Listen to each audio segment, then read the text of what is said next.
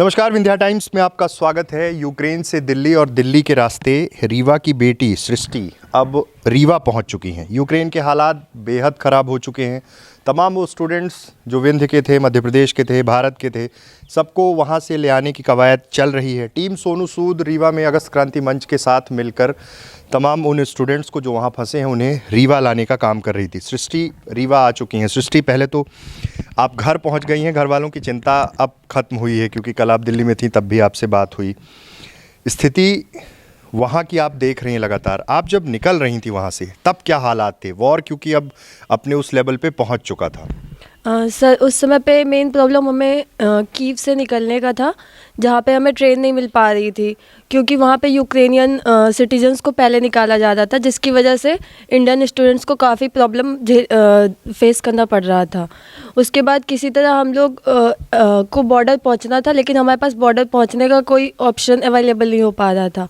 फिर हम लोग सुबह से रेलवे स्टेशन पे वेट कर रहे थे कि कोई तो ट्रेन होगी जो हमें कीव से दूर लेके जाएगी। अल्टीमेटली शाम को 4 बजे हमें एक ट्रेन मिलती है। वो वहाँ पे जैसे लोकल ट्रेन चलती है थोड़े स्टॉप के लिए, वहाँ से हमें विनित्सा लेके जाती है। तो हम विनित्सा जाके बॉर्डर का प्लान ही कर रहे थे, लेकिन उतने में हमें मतलब इन्फॉर्मेशन आई कि आप विनित्सा से हंगरी बॉर्डर जा सकते हैं। हमारे कॉन्ट्रैक्टर ने बताया कि वहाँ पे बस जा रही है, तो आप लोग उधर चले जाओ, उधर साइड पे ठंड कम है। तो फिर हम लोग सुबह बस से बॉर्डर के लिए निकले थे। आप एम्बेसी, बार बार ये कहा जा रहा, मेरी कुछ स्टूडेंट से बात हुई कि कुछ क्लियर मैसेज नहीं दे पाए वो लोग कि आप अब छोड़ दीजिए देश। अमेरिका का कोई नागरिक वहाँ नहीं है, यूएसए वाले सब पहुँच गए। आप लोगों को कोई सॉलिड नोटिफिकेशन उस समय तक नहीं मिला था कि देश छोड़ना है, यूक्रेन छोड़ दीजिए? बस ये कहा जा रहा था जिन्हें जाना है चले जाइए, जिन्हें रुकना है रुक जाइए। इस तरह की असमंजस की स्थिति तो थी। यस, एम्बेसी ने पहला नोटिस 16 फरवरी को जारी किया था। उसमें कहा था कि जिन लोगों की ज़रूरत नहीं है यूक्रेन में वो लोग चले जाए, जिसका ज़्यादा इंपॉर्टेंट काम नहीं है। तो हमारी ऑफलाइन क्लासेस लग रही थी और हम अगर क्लासेस अटेंड नहीं करते तो वहाँ पे हमें अपसेंट लगा देते हैं। उसके बाद हमें दोबारा जाके वहाँ क्लासेस क्लियर करनी पड़ती हैं। तो उसके चलते हमने सोचा कि हमारी ऑफलाइन क्लासेस लग रही तो हमारा जाना मतलब ज़्यादा ज़रूरी नहीं है, हम वहीं पर रुके हुए थे। उसके बाद 20 तारीख को नोटिस आया कि जो भी स्टूडेंट है वो मतलब जिसका क्रॉक नहीं है वो लोग जा सकते हैं। लेकिन हमारी ऑफलाइन क्लास के चलते हुए हम लोग ने सोचा कि नहीं जाते हैं, अभी ऑफलाइन क्लास हमारी ख़त्म ही नहीं हो रही थी। इवन 24 को जब ब्लास्ट हुआ तब हमारी टीचर ने हमें मतलब मैसेज किया था ग्रुप में कि आपकी ऑनलाइन क्लास है। हमने टीचर को बताया, मैम हम लोग यहाँ बम ब्लास्टिंग में फंसे हुए हैं। उसके बाद टीचर ने कोई मैसेज नहीं किया था। मतलब स्थितियाँ उस समय तक बिगड़ चुकी थी, लेकिन एम्बेसी की ओर से कुछ क्लियर मैसेज नहीं था। फिर वहाँ से निकलने में किस तरह मदद हो पाई? टीम सोनू सूद के आप कोऑर्डिनेशन में थी, बात हो रही थी, क्या क्या उनकी ओर से क्या एक्शन लिया गया? सर, मेरा first contact Sonu Sood team sir से 27 फेब को हुआ था।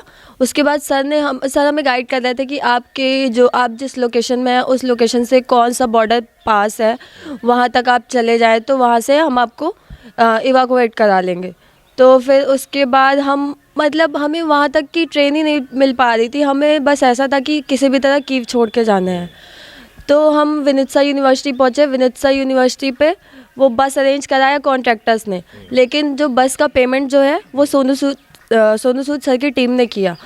उसके बाद जब हम हंगरी पहुँचे तो सोनू सूद सर की टीम भी ना पर्टिकुलर प्रेशर डाल रही थी एम्बेसी पे कि इन लोगों को जल्दी इवाकुएट कराए, जल्द से जल्द वहाँ से निकाला जाए, क्योंकि हम लोग 23 से स्ट्रगल कर रहे थे। 23 तारीख से हमारा स्ट्रगल चालू हो गया था।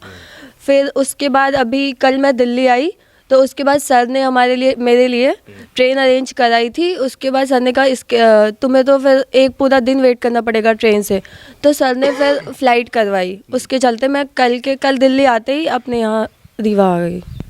एक मदद सोनू सूद की ओर से हुई, यहाँ पे कोऑर्डिनेट हुआ, अगस्त क्रांति मंच ने कोऑर्डिनेट कराया और फिर किसी तरह से सफल बेटी आपकी पहुँच चुकी है। बड़ा डर का माहौल रहा होगा फर्स्ट डे से लेके अब तक, कल तक जब तक पहुँच नहीं गई। जी, हम लोग बहुत डरे हुए थे। 24 को जब से बेटी वहाँ पे फंसी थी तो बीच में एम्बेसी में भेज दिया गया था। हम लोगों ने बोला एम्बेसी पे जाओ, वहाँ कुछ व्यवस्था होगी। तो एक दिन तो बोले वहाँ पे व्यवस्था नहीं है, आप लोग कहीं होटल वगैरह ले लीजिए। तो 24 तारीख को ये लोग रात में होटल में रुके थे। तो इनके दो तरफ में 500 मीटर की दूरी पे ब्लास्ट हुआ। सुबह इन लोगों ने फिर बात किया तो हम बोले तुरंत आप लोग वहाँ छोड़ के होटल एम्बेसी पहुँचो। तो वहाँ 25 तारीख को ये लोग एम्बेसी में रुके, खाना रहने की व्यवस्था की गई एम्बेसी द्वारा।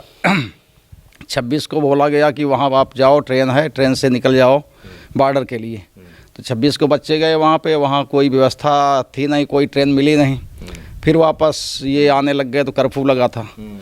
तो फिर ये लोगों को तो एक टैक्सी मिल गई, तो किसी तरह ये आए तो हॉस्टल में रुके। फिर कुछ देर में 1 घंटे तक और भी बच्चे आ गए। तो फिर उस दिन ब्लास्ट होने की आशंका थी, तो इसके लिए इनको अंडरग्राउंड किया गया, बेसमेंट में रखा गया। फिर उसके बाद में 27 को फिर वहीं रहे। फिर 28 को सुबह में फिर बोला गया कि आज तो फाइनल है, अटैक होने वाला है, इसलिए आप लोग यहाँ से छोड़ो। तो फिर हमने भी बोला कि आप लोग कैसे भी करके कोई भी ट्रेन पकड़ो। तो बच्चे बोल रहे थे, सुबह से शाम तक थे। शाम को फिर एक ट्रेन मिली बड़े मुश्किल से, गेट वगैरह पे लटक उटक के कैसे भी गए बच्चे, और जो भी इनका सामान था, बड़े लगेज, सब छोड़ दिया वहाँ हॉस्टल में ही। एम्बेसी द्वारा अर्जेंट किया गया जो हॉस्टल था, वहाँ पे छोड़ दिया गया सामान, कि हम ऐसे ही छोटा सा अपना बैग ले करके निकल जाते हैं, अपनी तरह पहुँच जाए, वो ज़्यादा ज़रूरी है। कुछ बिहारी जी हमारे साथ हैं। फर्स्ट डे कैसे कोऑर्डिनेट हुआ? टीम सोनू सूद ने आपसे कांटेक्ट किया था कि जो बच्चे यहाँ के फंसे हैं उनकी मदद के लिए एक नंबर भी रिलीज़ हुआ, आपसे बात हुई, कैसे ये पूरा कोऑर्डिनेशन हुआ? सृष्टि के फिर पेरेंट्स ने कैसे कोऑर्डिनेट? सबसे पहले तो धन्यवाद आपका। जब हम लोगों ने डिस्प्ले किया था पूरे बिंद के लिए कि जिनके परिजन, बच्चे या जानकारी में कोई हो, इस नंबर पे संपर्क करें, जो भी संभव मदद होगी सोनू सूद फाउंडेशन की तरफ से और ग्रस्त क्रांति मंच की तरफ से दी जाएगी। मेन फाउंडेशन का ही रोल था और सोनू सूद जी का। इस डिस्प्ले को पूरे बिंद में प्रचारित करने के लिए आपके चैनल ने उसको आगे आके दिखाया था, और आपके उस जो प्रेस रिलीज थी उसका लाभ लेके परिजनों ने आपसे ही संपर्क किया था, और आपके द्वारा ही यहाँ का नंबर हमको मिला था। तत्काल उस नंबर पे हमने कांटेक्ट किया, फिर वहाँ का सृष्टि का नंबर मिला, और हर वक्त ये था कि एक परिजन से ज़्यादा चिंता थी। रात रही हो चाहे दिन रहा हो, लगातार अगर परिजन भी बच्चों को प्रेशराइज कर रहे थे कि नहीं आ रहे हैं, तो उनसे भी संपर्क करके हम लोग बोलते थे कि बच्चे परेशान हैं, उनको प्रेशर मत करिए। इसलिए कि वहाँ से यूक्रेन से बॉर्डर तक तो ठीक है, आदमी हेल्प किया, निकाला, लेकिन बॉर्डर से इंडिया लाने के लिए गवर्नमेंट ने अपने ऊपर ले रखा था कि हम ही लेके जाएंगे। तो हम लोगों ने तो निरंतर प्रचार से ज़्यादा काम पे ध्यान दिया है। कष्ट ये होता है, और आपसे भी प्रार्थना है कि उस बात को आप नोटिस करेंगे कि जब हमारे देश के बच्चे वहाँ संघर्ष कर रहे थे इंडिया आने के लिए, उस पर बात ना करके यहाँ के कुछ एक्सीडेंटल नेता जो आज भी नाम जनसेवा का लेते हैं लेकिन अपनी सुविधा ढूंढ रहे थे, ये राजनीति का काला दिन था, जिनसे हम और हमारे बिंद के लोग, हमारे ज़िले के लोग आशा रखते हैं कि हमारे बुरे वक्त में ये लोग हमारी मदद करेंगे।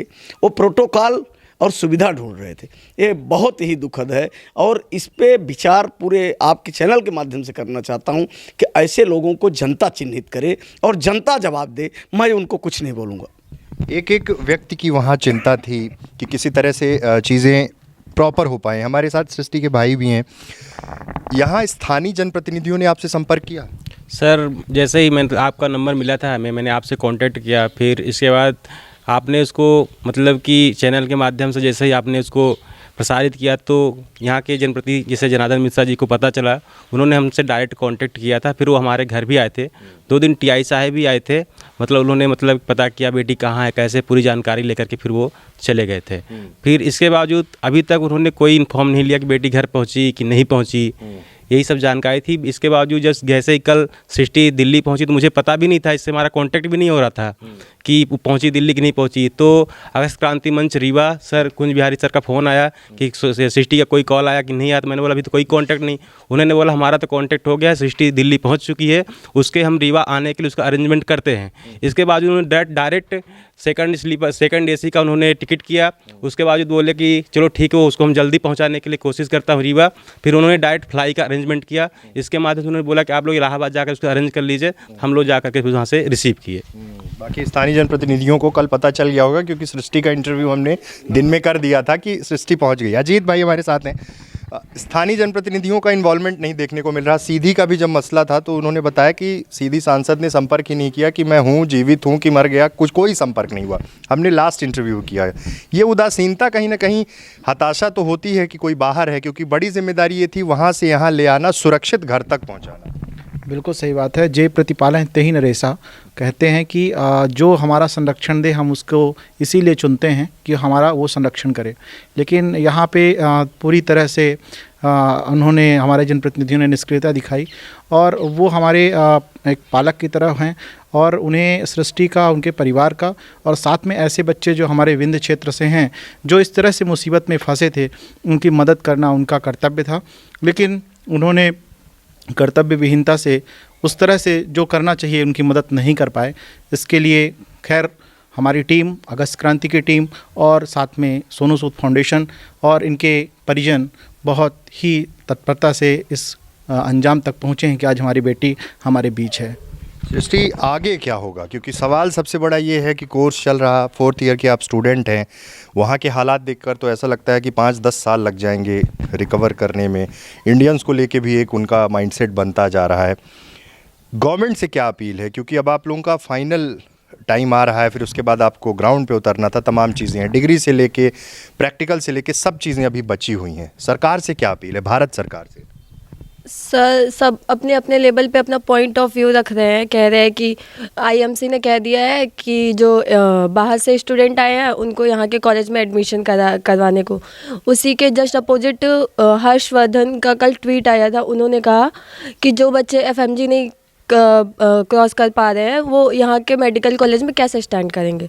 लेकिन हम यहाँ पे आके एफएमजी क्लियर करते हैं और अभी 24 से इन्होंने नियम लगाया है कि नेक्स्ट होगा और पूरे all India student, foreigner student सभी के लिए प्रॉपर होगा। तो अगर फॉरेनर स्टूडेंट्स को यहाँ पे इंडियन सीट मिलती है तो अल्टीमेटली जब हम ग्रेजुएट होते हैं उसके बाद हम नेक्स्ट को क्रॉस करने के बाद ही डॉक्टर बनेंगे। ये नहीं कि हमें फ्री में दिया जा रहा है। तो ये मेरी यही अपील है कि यहाँ के कॉलेज में अगर हमारा एडमिशन करा सकते हैं तो ज़रूर कराएं।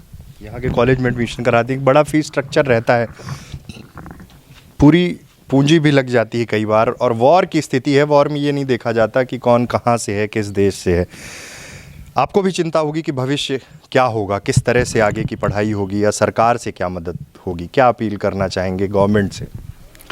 मैं सरकार से ये अपील करता हूँ कि बच्चों को यहाँ के ये अपने स्टेट लेवल के जो कॉलेज हैं, मेडिकल कॉलेज, उनमें इनको एडमिशन दिया जाए और जो 1 साल 2 साल का कोर्स बचा है वो पूरा करवाया जाए। और यहाँ की फ़ीस ज़्यादा है तो इसलिए सरकार से निवेदन है कि इसमें डिस्काउंट किया जाए। जो वहाँ हम लोग पे कर रहे थे फ़ीस, वही फ़ीस से यहाँ पे लिया जाए हम लोगों से। आपकी क्या अपील होगी, सरकार क्या स्टैंड ले इन बच्चों के लिए, क्योंकि बहुत बड़ी स्ट्रेंथ है, 15-20 हज़ार बच्चे हैं जो इंडिया के हैं, वहाँ हैं, अभी बहुत सारे आ रहे हैं। क्योंकि इतनी बड़ी स्ट्रेंथ, 4-4 साल की पढ़ाई, तो करियर तो अधर में लटकता हुआ दिखता है ना। ऐसे में सरकार को क्या आपकी डिमांड क्या है, क्या स्ट्रेटजी होनी चाहिए, कैसे इन बच्चों को यहाँ पर मर्ज किया जाए? मेरी भारत के प्रधानमंत्री से, स्थानीय जनप्रतिनिधियों से और स्वास्थ्य मंत्री से प्रार्थना है। प्रार्थना कर सकते हैं और ज़्यादा तो नहीं, इसलिए कि सत्ता पे हों। जो बच्चे, कई हास्यास्पद बयान आपने मीडिया में भी देखे होंगे, ट्विटर में भी, कि जो फेलियर बच्चे वो बस जाते हैं। उनके लिए सवाल बच्चे उनके सवाल का जवाब देंगे। जैसे अभी ने सृष्टि ने बताया कि सभी टेस्ट क्लियर करते हैं तभी उनको डिग्री मिलती है। और पिछले साल के जो टेस्ट का 2nd रैंक का था वो भी यूक्रेन से आया हुआ बच्चा था हमारे इंडिया का। तो ऐसा नहीं है कि पढ़ते नहीं। यहाँ पे 540-560 पाने के बाद भी गवर्नमेंट कॉलेज नहीं मिलते, और प्राइवेट का जो फीस है 1.5 करोड़ रुपए है, वो दे नहीं सकते। सबसे बड़ी चीज़ और सबसे बड़ा सवाल है आपके चैनल के माध्यम से कि यूक्रेन जैसा छोटा देश, जो लगभग जैसे बताते हैं तो हमको लगता है हिंदुस्तान के 1-2 स्टेट के बराबर होगा, और वहाँ पे कम फीस है, वहाँ पे व्यवस्था अच्छी है, पढ़ाई अच्छी है। क्या कारण है कि हमारे हिंदुस्तान में गवर्नमेंट एजुकेशन जो है पूर्ण रूप से ठप हो रहा है? इसमें सबसे बड़े दोषी यहाँ के राजनेता लोग हैं। आप सर्च करिएगा, रिपोर्ट चलाइए कि जितने भी प्राइवेट मेडिकल कॉलेज हैं, प्राइवेट इंस्टीट्यूट हैं, सारे इन्हीं नेताओं के हैं। या तो डायरेक्ट हैं या उसमें इनका पैसा लगा हुआ है। अगस्त क्रांति मंच की तरफ से हमारी अपील है कि इन बच्चों को तत्काल यहाँ के जो मेडिकल कॉलेज हैं उनमें एडमिशन दिया जाए। रीवा के बच्चों को रीवा में, जो नियरेस्ट मेडिकल कॉलेज है वहाँ इनको तत्काल एडमिशन दिया जाए, इसलिए कि ये सब किसानों के बच्चे हैं। किसी ने 10 एकड़ ज़मीन बेच के भेजा था, किसी की माँ ने अपने गहने बेचे थे, किसी ने जो शादी की तैयारी करना है वो ना करके वो सोचा था कि बच्ची को पढ़ाएंगे, वो किया था।